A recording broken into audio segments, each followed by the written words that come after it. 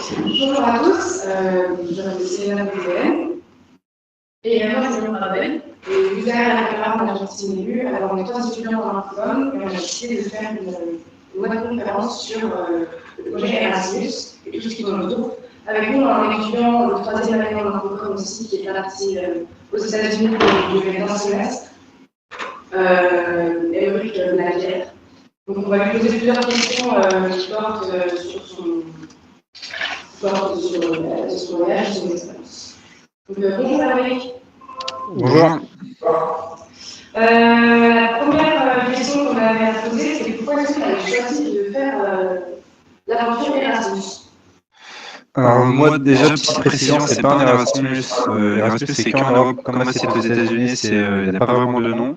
Ça s'appelle un échange complètement. Et donc j'avais cette idée depuis la 3e.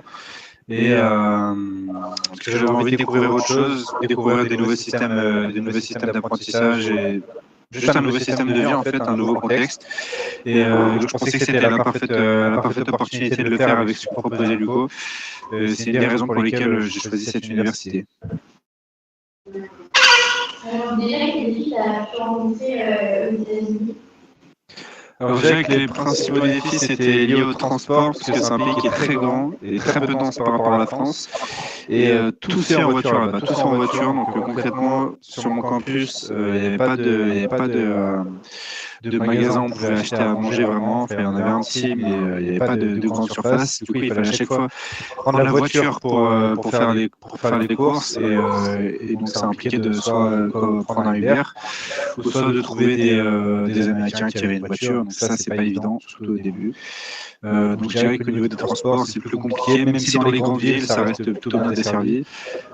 Dès qu'on quitte les grandes villes, c'est catastrophique. Pareil pour même les villes de moyenne taille, des villes à 300, 400 000 habitants, il y a souvent très peu de transports en commun et les centres-villes sont inutiles, tu ne peux pas visiter en fait. Donc ça, c'est un peu chiant. Voilà. D'accord. Et du coup, pour te déplacer, tu utilisais plus des taxis? Oui, c'est ça. Uber marche très bien là-bas. C'est pas trop cher. Et il y a aussi Lyft, ça s'appelle. C'est un peu, c'est une alternative qui est souvent moins chère. Mais du coup, Uber et Lyft, c'est vraiment le truc principal pour se déplacer là-bas. Et puis voilà, s'il y a la chance de rencontrer des Américains qui puissent vous emmener quelque part, c'est aussi parfait. Mais c'est rare. Ouais. Et du coup, au niveau du budget, toi, comment tu as réussi à gérer la vie là-bas? Peut-être savoir si tu as reçu des bourses. Alors, au niveau des aides, j'en ai une, celle d'Envoléo, donc c'est l'aide de la région qui était de 1 000 $. Et donc vraiment, c'est assez utile, ça m'a permis de payer, alors pas exactement mes billets d'avion, mais pas loin. Donc au niveau du budget, alors moi j'ai dépensé énormément, donc je suis pas le meilleur exemple. Je sais qu'ils avaient mis quelque chose comme 8 000 $ de budget sur la fiche du coup pour la présentation. C'est un mensonge, c'est beaucoup plus que ça. Au total, si je mets toutes les dépenses, donc j'inclus également les frais de scolarité de l'UCO, moi ça m'a coûté un peu plus de 15 000 $. Donc si je les enlève, ça me fait 11 000. Ça me fait 11 000 au total, sans compter les frais de scolarité. Donc c'était 5 700 $ de logement pour 4 mois et demi. Au niveau de la nourriture, j'ai dû dépenser environ 300 $ par mois. Je ne sais pas exactement parce que ce qu'il y a, c'est que j'avais un petit magasin là, qui était à côté de mon logement qui faisait qu'on avait 10 items gratuits par semaine. Et ça m'a sauvé une quantité énorme d'argent. Du coup, je pense que je suis plus vers les 250. Mais ce qui était ennuyant aussi au niveau du budget, c'est que notre appartement était vide. Donc moi, j'ai dû tout acheter. Là, je parle de Dayton. Je ne sais pas comment c'est dans les autres, mais moi, j'ai dû tout acheter. C'est-à-dire, j'ai dû acheter des assiettes, j'ai dû acheter des poêles. Ce genre de choses, ça m'a coûté très cher. Et puis après, il y a les voyages. Les voyages, c'est une énorme partie du budget. Ça m'a coûté de voyage environ 4 000 $ au total. J'ai dépensé à peu près 1 000 $ par voyage. Donc au total, j'ai fait Chicago, New York. New York, je l'ai fait avec Paul qui est parti au Canada. Boston, je l'ai fait avec lui également. Et puis Miami. Donc à chaque fois, c'était plus ou moins 1 000 $ parce qu'il y a toujours des dépenses. La vie est très chère là-bas. Dès que tu veux voir un match de sport, par exemple, ça va te coûter entre 100 et 200 $. Dès que tu veux faire telle activité, ça va être super cher. Donc ça, je dirais que c'est ce qui dépense, ce qui coûte le plus. Mais la nourriture n'est pas si plus chère que ça. Pas beaucoup plus cher non plus, mais ça reste en effet très cher. Les États-Unis, c'est le plus cher par rapport au reste. Oui. Et pour l'aspect social, vous savez qu'en France, en ce moment, dans une table, il y a souvent des soirées d'intégration, des soirées à thème. Toi, vu que tu y es allé pendant le premier semestre, j'imagine que l'Élu, là-bas, c'est quelque chose d'assez grand aux États-Unis. Toi, est-ce que tu as eu des soirées d'intégration pour essayer de plus de socialiser en tant qu'étranger? Alors moi, encore une fois, c'est très particulier parce que Dayton est une université unique dans son organisation. C'est-à-dire que c'est un campus où il y a des quartiers entiers où il n'y a que des étudiants qui habitent. Donc concrètement, vous pouvez visualiser un peu les quartiers clichés américains avec des maisons en bois. C'est pareil, sauf que là, il n'y a pas de famille, il n'y a que des étudiants qui y vivent. Donc en termes d'intégration, c'est ça qui était bien, c'est que c'était très facile en fait, parce qu'il y avait des soirées, surtout au début quand il faisait chaud, il y avait des soirées tous les week-ends, également des day drinks. Des day drinks, ça s'appelle c'est comme ça parce que c'est des grandes réunions, des grands rassemblements dans les rues. Tout le monde boit toute la journée, de 14h jusqu'à 4h du matin. Donc, en termes d'intégration, c'est vraiment super simple. En plus, les Américains sont très sympas, ils sont très accueillants, donc ça, il n'y a pas de souci. Je me souviens qu'on avait une semaine d'intégration, enfin pas d'intégration, mais une semaine de préparation, on va dire, où il n'y avait que les étudiants internationaux qui étaient venus en avance par rapport à tous les autres. Et donc également par rapport au logement, il y avait quasiment que des étudiants internationaux dans le logement. Ça, c'est un truc qu'ils font beaucoup aux États-Unis, c'est qu'ils aiment bien séparer les communautés. Ça veut dire que concrètement, j'ai été avec uniquement des gens qui soit étaient étrangers, ou soit avaient des origines étrangères. Donc par exemple, si tu as un parent qui vient de tel pays, tu vas être bien avec tous ceux qui ont des origines. Donc ça, c'est très particulier aux États-Unis. Ce qui fait que j'ai pas vécu avec des Américains qui étaient typiques, on va dire. J'étais vraiment avec des gens qui étaient assez particuliers, parce qu'ils n'avaient pas vécu par aux États-Unis. Donc ça, c'était un peu dommage, je trouve, surtout au niveau de l'intégration. Après, voilà, l'Américain très sympa, c'est très simple de s'intégrer. Et puis, ouais, les soirées, ça pas comparable à la France. Moi, encore une fois, c'était pas vraiment une ville, tout se faisait sur le campus. Donc on allait dans les maisons, on rencontrait du monde, ça c'était vraiment incroyable. Et pour ce qui est de la langue, toi, quand tu es parti aux États-Unis, tu avais un niveau à peu près, tu avais un bon niveau en anglais ou... Oui. Alors j'avais un niveau B2, donc il faut passer le TOEFL pour partir. Normalement, c'est fait en novembre. Ce qu'il y a, c'est que moi, je me prépare depuis la 3e environ, c'est-à-dire que j'avais déjà fait un voyage de 2 semaines en Irlande. Donc, depuis la 3e, en fait, j'ai un niveau assez bon en anglais que j'entretiens, parce que je fais pas mal d'efforts. Ce qui fait que je sais que beaucoup ont raté l'année dernière parce qu'ils sont préparés seulement les 2 derniers mois avant de partir. Et c'est vraiment l'anglais, c'est un truc qui travaille sur des années même pas des mois, c'est vraiment des années. Et donc oui, j'avais déjà un niveau minimum. Alors j'ai quand même beaucoup progressé parce que je me souviens que quand je suis arrivé, je devais répéter constamment aux Américains de répéter ce qu'ils disent, surtout qu'ils articulent pas souvent. Je dirais que j'ai énormément progressé dans la compréhension. Maintenant, je ne pense pas avoir tant progressé que ça. Je pensais que j'allais progresser un peu plus que ça dans l'expression. Je considère avoir un bon niveau, mais pas du tout bilingue, vraiment pas. Oui, donc je dirais, je m'attendais un peu à mieux, mais oui, j'ai quand même beaucoup progressé, c'est certain. Okay. Et du coup, par rapport au cours, tu as choisi quelle filière et comment ça s'est passé? Alors moi, les cours, c'est très particulier. En plus, j'ai l'impression qu'il y a eu un peu un malentendu, c'est-à-dire que j'ai choisi des cours qui déjà de base n'étaient pas vraiment en rapport avec mon formation en communication, parce que les cours en information et communication qui m'étaient disponibles pour moi ne m'intéressaient pas.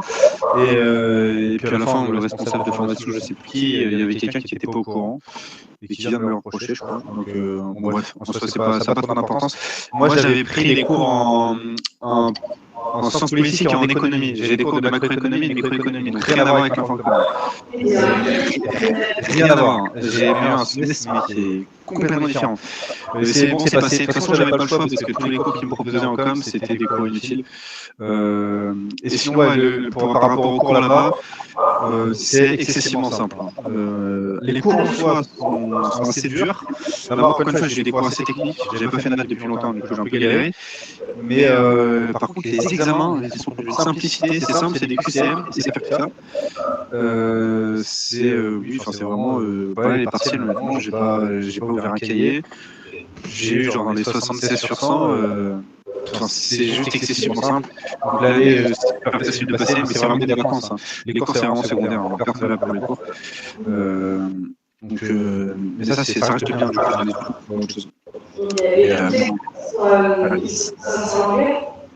Ouais, tout en anglais, bien sûr. Tout en anglais. Donc ça, c'est faut faire un bon début.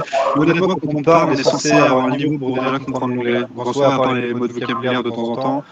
Moi, les cours, j'ai aucun souci. Souvent, les profs articulent bien. Donc ça, il n'y a pas trop de soucis avec ça. Ok. Est-ce que tu as un exemple, justement, tu dis que c'est assez simple, est-ce que tu as un exemple à me donner de la simplicité des examens là-bas? Parce que c'est vrai que souvent, les États-Unis ont un moins bon niveau en anglais que les Européens. Est-ce que tu aurais un exemple à donner? Alors, moi, mon exemple, ce qui m'a marqué, c'est sur le cours de macroéconomie. Donc, c'est pas non plus excessivement compliqué, mais par rapport à ce qu'on fait en infocom, c'est des années-lumière, c'est-à-dire qu'il y a quand même beaucoup de formules à apprendre. Il y a des concepts économiques qui sont assez complexes, c'est des choses qui peuvent être assez décourageantes.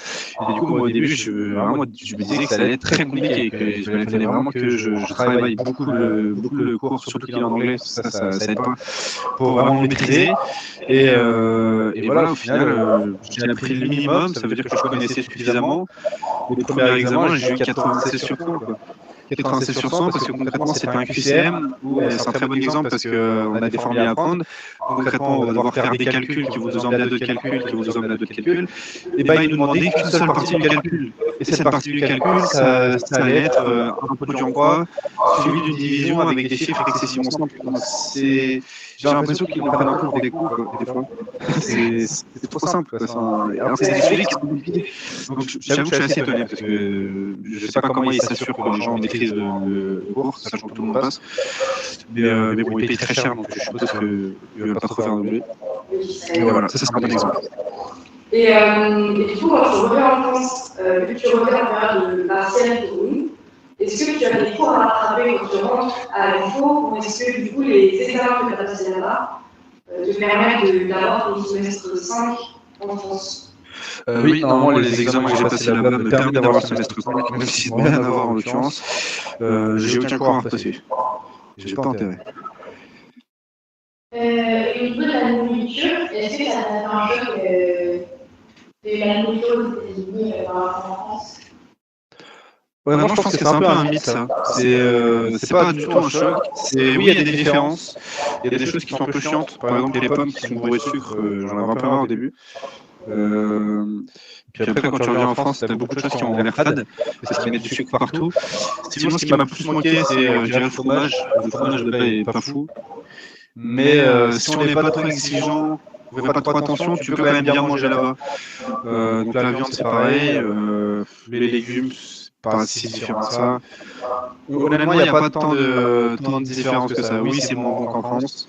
Mais il suffit de bien choisir ses aliments et tout. Mais non, il n'y a pas qu'il y ait de choc. Ok. Après, il y a une question. Du coup, après, il y a une série de clichés du projet Erasmus. Enfin, plutôt, c'est pas Erasmus, mais dans le même genre. Et du coup, le premier, c'était partir en Erasmus serait une garantie de devenir bilingue. Alors ça, c'est très faux. Très faux. Et il y a également un facteur chance, je dirais, c'est avec combien de Français vous êtes. Parce que tous les étudiants en échange internationaux sont mis ensemble. Et donc moi, concrètement, j'avais 2 Français avec moi. Ce qui était bien, mais ce qui était le maximum. C'est-à-dire que j'étais obligé de parler avec les autres. Donc j'ai progressé comme ce que j'aurais dû progresser. Mais concrètement, c'est pour ça que j'ai pas du tout perdu le français. C'est parce que je suis très bien entendu avec le français qui était avec moi, qui venait de l'ESCA. Et concrètement, on parlait énormément, quoi. On parlait tous les jours. Ce qui fait que j'ai quasiment plus parlé français qu'anglais. Donc ça me dérange pas tant que ça parce que j'ai eu des discussions avec lui que je n'aurais jamais eu en anglais avec qui que ce soit d'autre. Mais ça a fait malgré tout qu'en termes d'intégration, elle aurait forcément été un peu plus importante si j'avais pas eu de français. Et il y en a encore où c'est le cas extrême, où il y en a qui sont 5 ou 7 français et ils vont passer leur temps ensemble, ils vont pas parler anglais et au final ils vont quasiment pas progresser. Donc ça c'est bilingue. En plus bilingue, on est vraiment très précis sur les mots. Quasiment personne ne l'est. Et que les Finlandais et les Nordiques qui le sont. J'étais avec un Finlandais qui était lui clairement bilingue, mais aucun Européen était vraiment bilingue. On peut dire, je dirais en termes, pour donner une idée du niveau, c'est C1, je pense. Je pense que c'est un très bon C1. Parce que le vocabulaire, au final, ça c'est important, le vocabulaire, j'ai quasiment rien appris très peu appris en vocabulaire, parce que tu te rends compte que la plupart des mots, tu les utilises pas beaucoup en fait. C'est vraiment un travail en fait pour chercher le niveau bilingue. Et puis quand tu reviens aussi en France, il faut essayer de l'entretenir. Là, je sens que je suis en train de perdre forcément. Mais après, normalement, si je l'entretiens relativement bien, je devrais pouvoir regagner le niveau assez facilement à partir du moment où je repars. Mais non, du coup, c'est un cliché. Ok. Et j'avais aussi une question par rapport un peu au coup de blues, au coup de Qatar, quand tu parles là-bas, plus sur les parties de l'autre côté de l'Atlantique. Comment tu as géré le fait d'être tout seul, loin de la France et loin de ta famille? Alors personnellement, à titre personnel, ça ne m'a pas fait grand-chose en soi. J'ai déjà eu l'habitude de voyager quand j'étais jeune avec mes parents. Ça aurait pu me faire plus en soi, j'y ai pensé. Mais voilà, comme je disais, j'ai fait Chicago tout seul, c'était ma première expérience tout seul. Honnêtement, j'étais un peu déçu parce qu'en plus, je devais partir avec des Espagnols qui, au dernier moment, ont décidé de changer de destination, donc ils m'ont mis à l'envers. Donc, je n'avais pas prévu de partir tout seul, donc j'étais un peu déçu de tout ça. Mais malgré tout, j'ai quand même beaucoup appris. Et ça ne me dérangeait pas du tout de ne pas être avec ma famille ou même les gens que je connaissais. Honnêtement, justement, ça me permettait vraiment d'être dans ma bulle et vraiment d'avoir une parenthèse où j'apprends de nouvelles choses et où j'évolue énormément. Du coup, quand j'ai personne ne manqué, ça m'a fait très bizarre de revoir Paul, celui qui est au Canada, à New York. Parce que justement, moi je m'étais mis un peu dans ma bulle et le voir là-bas, le voir quelqu'un dans le contexte français aux États-Unis, ça m'a fait très bizarre. Mais sinon, non, ça m'a plus du tout manqué, justement, j'aurais bien aimé rester plus longtemps. Après, bien sûr, j'étais content de rentrer, mais j'ai pas l'impression qu'il y ait beaucoup qui ça ait manqué un peu quand même. Beaucoup manqué un peu surtout l'aspect un peu liberté, parce que quand on est en France, on peut avoir sa voiture, c'est l'habitude et tout. Là, le fait que ce soit difficile de se balader, que ce soit pas avec nos meilleurs amis et tout, c'est vrai que ça peut être un peu chiant à certains moments, mais moi ça me dérangeait pas plus que ça. Mais c'est vrai que certains ça peut déranger. Et du coup, tu dirais que tu as rentrer en autonomie en partant là-bas? Oui, autonomie et organisation financière notamment. Au niveau du budget, j'ai jamais autant été sérieux sur la gestion du budget. Donc ça c'est bien, j'ai beaucoup appris sur ça. Et oui, l'organisation, faire des voyages tout seul, c'est pas mal, c'est vraiment intéressant. Même rien que la gestion du stress, quand il y a des petits problèmes qui arrivent. Par exemple, j'avais pris un mauvais bus pour prendre mon avion de retour à New York, ce qui fait qu'au final, j'avais plus qu'une heure pour le prendre. C'était un peu stressant. Mais au final, j'ai eu et j'ai appris ça et c'était cool. Donc oui, je pense vraiment qu'il n'y a que du positif concrètement en tirer. Okay. Voilà, une question par rapport à tes attentes. Est-ce qu'il y a quelque chose qui t'a choqué quand les choses en particulier qui t'a choqué quand tu es parti? Alors, mes attentes. Un truc qui m'a un peu déçu, c'est assez spécifique. Je dirais que les Américains sont pas tout dans le fun. Ils savent pas trop faire la fête en fait. Ils sont un peu décevants. Des fois ils sont chiants en fait. Ils sont juste ils parlent et ça peut être très ennuyant des fois les soirées américaines. Mais ça c'est un peu décevant parce que du coup j'ai rien vu d'exceptionnel en soirée. Pas tant que ça. Mais sinon oui un peu rien qui m'a choqué.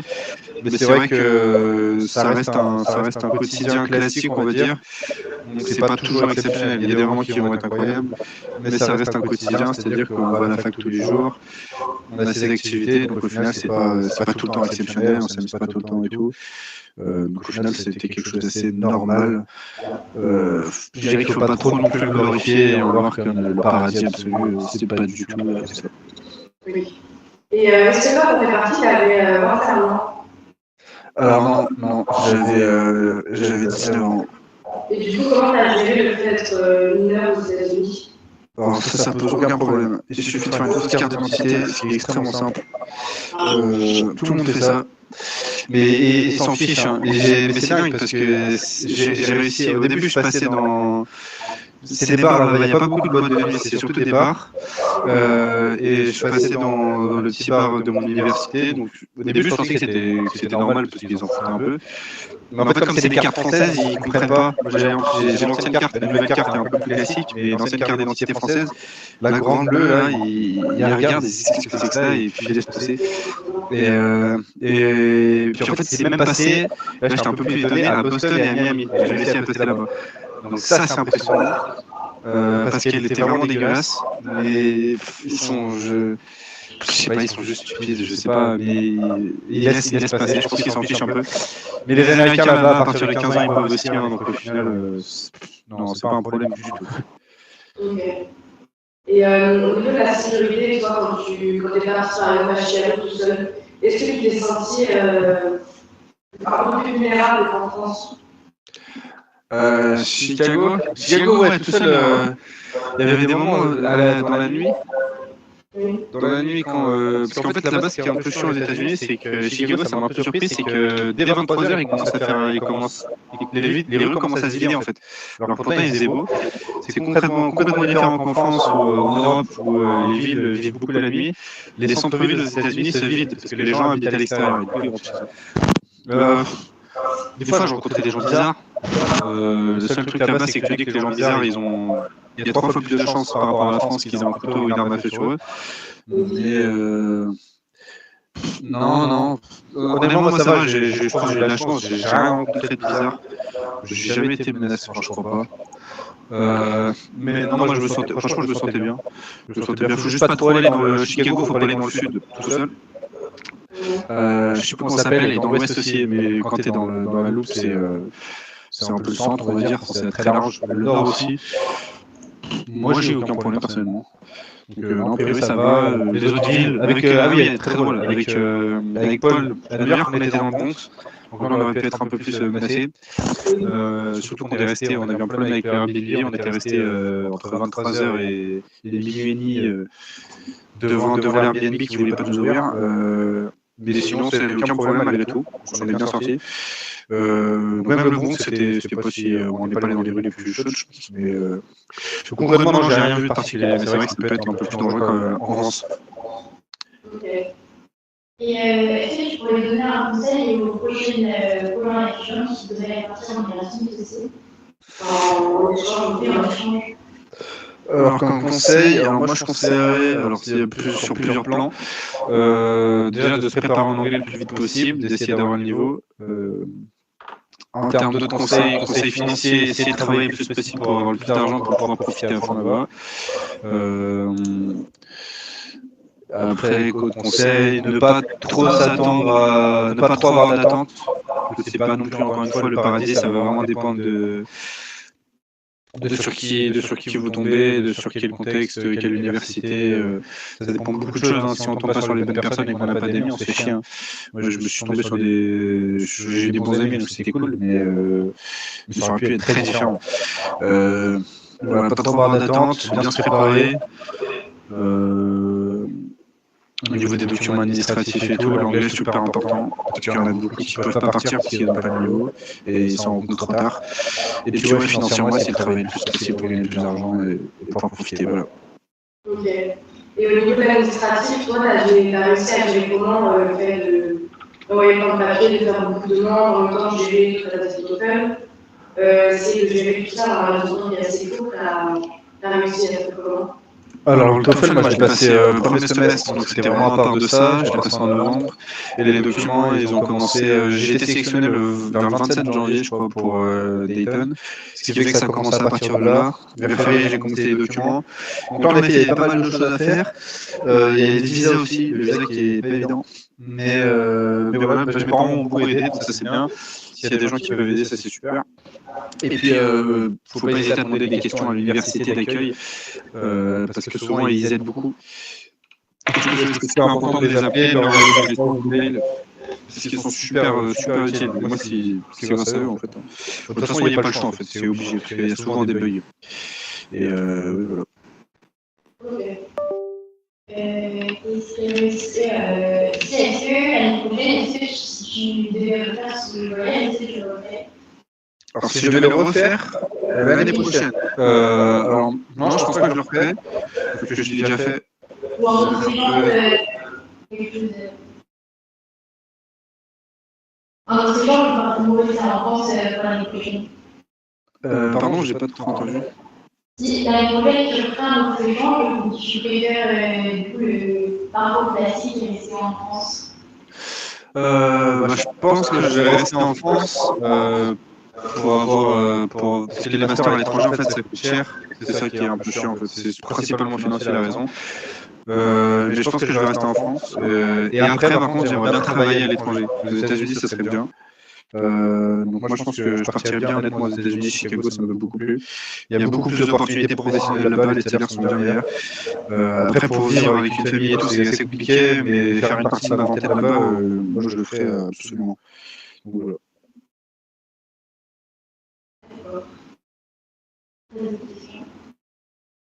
Est-ce que tu aurais des conseils que vous avez déjà donnés? Si une question plus personnelle, j'aimerais savoir, c'est vu que tu es allé pendant les élections américaines, comment c'était l'ambiance là-bas? Alors, l'ambiance c'était assez plutôt unilatérale. Alors, j'ai parlé avec beaucoup de gens là-bas, c'était assez intéressant. Moi, je m'intéresse à l'actualité. Au final, on n'en a pas tant entendu parler que ça. Parce que l'Ohio, c'est un État républicain, donc il était gagné d'avance. Et sur le campus, par rapport avec tous les gens avec qui j'ai pu parler, je dirais qu'ils étaient environ à 70% pour Trump. J'ai parlé avec beaucoup de démocrates, mais la plupart des démocrates n'étaient pas forcément convaincus, ils étaient surtout désabusés un peu. Ça, j'ai eu des discussions très intéressantes, j'ai beaucoup aimé. Je sais qu'il y avait des Européens qui voulaient pas que je parle, qui voulaient pas que je lance ces débats parce que c'était polarisant et tout, mais j'en avais rien à faire, ça m'intéressait. Et il n'y avait aucun problème avec ça. Mais non, on n'en a pas tant parlé que ça, parce que c'était déjà gagné d'avance ici, il n'y a pas eu de meeting. Je pensais que j'allais être plus impliqué que ça, ouais. Mais voilà, c'était sympa quand même. D'accord. Là, on a Ken 44 qui nous demande sur le live quel est ton meilleur souvenir de cette expérience? Meilleur souvenir? Alors moi, le meilleur souvenir, j'en ai plein, hein, franchement. Je dirais que... alors Miami, c'était pas mal parce que je l'ai fait avec 3 Finlandais, un Australien et un Allemand. Donc ça, c'était très intéressant culturellement. C'est des cultures qui n'ont rien à voir. Apparemment, en Australie, ils apprennent le français, j'ai appris ça. Et du coup, c'était vachement cool. Juste d'être avec eux dans un Airbnb, ça n'a aucun sens. C'était vraiment très drôle. Et ça, c'était juste super drôle. Et après, ça, c'était le côté un peu fun. Et puis sinon, je m'en souviens aussi d'une soirée qui représente bien la gentillesse des Américains, on va dire. J'ai rencontré quelqu'un en soirée justement avec un Irlandais un Américain qui nous a proposé d'aller chez lui, un repas de famille, une fête de famille pour fêter son départ à l'armée en fait. C'est assez particulier, à Cincinnati, dans un appartement à plus de $2 millions sur la vue de la ville. Enfin, c'était un appartement de zinzin et on ne connaissait même pas. Et je tapais la discute avec ses parents, ses grands-parents, ses oncles, ses amis. C'était juste complètement fou. Et ça, c'était franchement, je pense que c'est mon meilleur souvenir parce que c'était sorti de nulle part. Je n'entendais plus du tout et c'était c'était vraiment l'expérience la plus intégrante, on va dire. Et puis dans rejoindre ça également, j'ai pu également me rapprocher d'une autre famille américaine avec laquelle j'ai pu aller voir un match de football américain. C'était Ohio State. Et donc là pareil, c'était une sortie en famille où j'ai même dormi chez eux en fait. Ils sont super sympas les Américains, super accueillants. J'ai même fêté l'anniversaire de quelqu'un de leur famille après. Ils m'ont carrément adopté dans leur famille, c'est assez fou.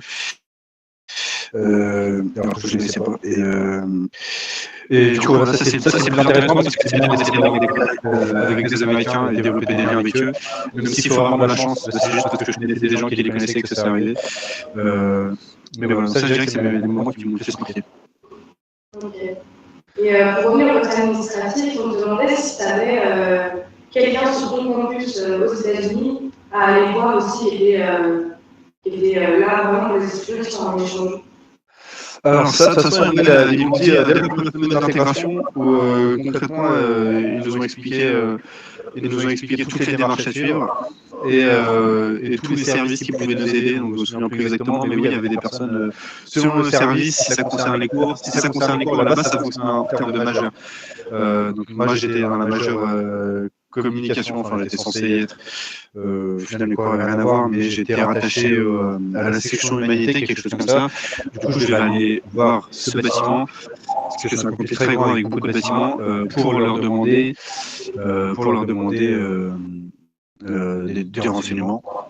Pour changer les cours, par exemple. J'ai changé un cours de dernière minute. L'ISSS, c'est le service international, celui avec qui j'étais mis en relation depuis le début, qui gérait les visas. Par exemple, si vous voulez partir à l'étranger pendant votre séjour aux États-Unis, aller au Mexique, par exemple, ou au Canada, par avion, pour rentrer sur le territoire, il faut que le J1, donc le visa J1, c'est donc vraiment de la partie administrative, il y a le visa qu'il faut avoir. En fait, le visa qui est le tampon qui est sur le passeport, c'est ce qui va vous permettre d'entrer. Une fois que vous êtes rentré, il a une valeur, mais il n'est pas aussi utile que le document qui est donné à côté et qui est une simple feuille de papier, qui s'appelle le J1. Donc pour nous, c'est un J1, c'est globalement une durée d'une semestre, c'est pour des échanges universitaires notamment. Et donc ça, c'est un document qui est signé par l'officier américain, c'est pas un officier, c'est un agent américain à l'ambassade américaine à Paris. Donc il vous signe ce document il est super important. J'ai imprimé beaucoup de fois parce que c'est celui qui nous permet de voyager partout. Même si au final on ne l'a pas demandé. C'est qu'il est indispensable même beaucoup.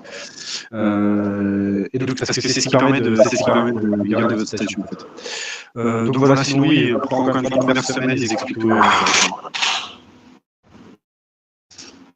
T'as encore des questions ou pas? Non, moi c'est moi une question. Donc de CAB SNL. Bonjour, est-ce que cette expérience a changé des choses dans ta vie? Alors, est-ce que ça a changé des choses dans ma vie? Oui, je dirais un peu. En termes d'organisation, je suis beaucoup plus sérieux depuis. Un simple exemple, maintenant je fais mes repas, j'ai appris à faire mes repas le dimanche pour les préparer pour toute la semaine. Je sais pas exactement ça, mais j'arrive à m'y tenir assez bien. Ça permet d'économiser beaucoup d'argent et d'être très efficace. Donc ça c'est quelque chose qui est également en termes d'organisation. Puis en termes de maturité, oui, globalement, je dirais que j'ai très bien géré les situations où il y a un peu de stress, j'ai fait des trucs et tout, des choses que j'aurais pas aussi bien gérées, je pense, il y a un an. Donc oui, je pense que ça peut changer. Après, encore une fois, ça dépend des expériences, ça dépend à quel stade aussi certaines personnes sont en termes de maturité. Si elles sont pas très matures de base, je pense qu'elles vont pouvoir en dire, mais si c'est des gens qui sont déjà matures et qui ont déjà beaucoup évolué, ça va pas forcément changer. Ça dépend de qui en fait. Ça marche. Une dernière question. On va avoir une dernière question sur le live. Oui. Alors, est-ce que cette date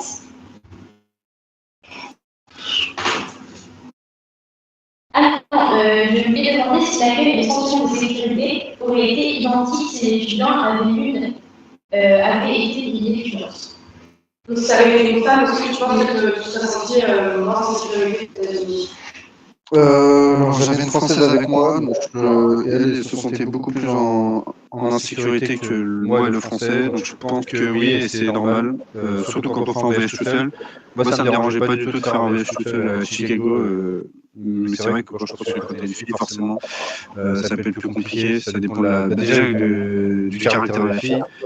Moi, je sais que la Française, justement, elle n'était pas très à l'aise, mais elle a quand même fait, donc ça allait. Mais oui, je pense que ça dépend beaucoup du caractère. Donc, peut-être, globalement, oui, mais pas forcément.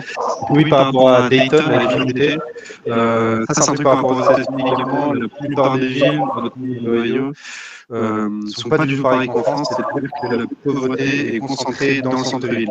Moi, je me souviens que la première fois pour aller à Walmart, avec le Français, on était passé par le centre-ville pour prendre un bus et aller à l'extérieur de la ville, enfin, un chemin qui n'a aucun sens.